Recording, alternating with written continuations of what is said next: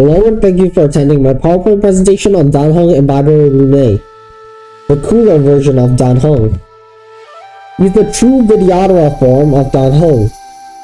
In CN, Imbibitor Lunae, pronounced Yue, directly translates to About Moondrinker, which is a really cool title. Anyway, he destroys skill points in exchange for destroying enemies.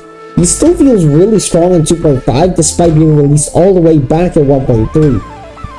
In terms of base stats, he has pretty high base HP, very low base defense, and very high base attack. He has average speed and above average energy cost. He has very high attack to destroy enemies with, and his bulk is alright all things considered. His stage 0 basic uses a 2-hit attack that does damage to a single target.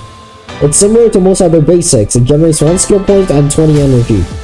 Now why I specify stage 0 is because you can click the skill button once before using the basic in order to enhance it, and now it uses a 3-hit attack that does more single target damage. It consumes 1 skill point and generates 30 energy. But wait, there's more. If you click the skill button twice, it uses a 5-hit attack, and from the 4th hit onwards it does blast damage. This consumes 2 skill points and generates 35 energy. But to go even further beyond, you can click the skill button 3 times before using the basic to use a 7-hit attack that also does blast damage from the 4th hit onwards, that consumes 3 skill points and generates 40 energy. This is the attack that completely obliterates both enemies and skill points. Other than enhancing his basic attacks, when using his stages 2 or 3 basics, from the 4th hit onwards, which is when the blast attacks start, he gets 1 stack of Outroar before every hit. Each stack gives him a pretty significant crit damage buff, up to 4 stacks. This only lasts until the end of his turn. His ult is the 3-hit blast attack, and gives him 2 stacks of Squama Sacrosancta. Squama Sacrosancta is basically reserve skill points that can be used to substitute active skill points for enhancing basics. It does count as actually using skill points. Squama Sacrosancta can stack up to a max of 3 times, and like I said earlier, it costs 140 energy.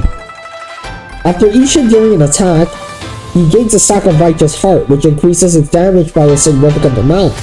This can stack up to 6 times and lasts until the end of his turn. His ult also counts towards stacks of Righteous Heart. After using his technique, he enters Leaping Dragon for 20 seconds. When in Leaping Dragon, using his attack allows him to move really quickly, and when entering combat by attacking enemies in Leaping Dragon, he does some damage to all enemies and gains 1 stack of Squama Sacrosancta. This is really good for adventure domains in Simulated Universe or Divergent Universe. As for traces, his A2 regenerates 15 energy at the start of battle, his A4 gives him a 35% CC resist, his A6 gives him 24% crit damage against imaginary weak enemies, and he also gets 22.4% imaginary damage bonus, 12% crit rate, and 10% HP from minor traces. In terms of Eidolons, his E1 increases his talent stack limit by 4, so now he also gets 2 stacks per hit.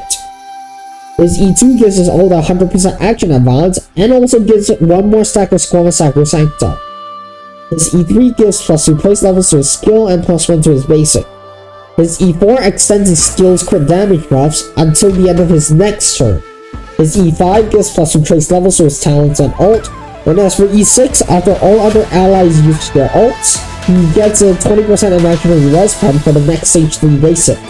It stacks up to 3 times. So he's just still, like I said, insanely strong, even 9 versions later.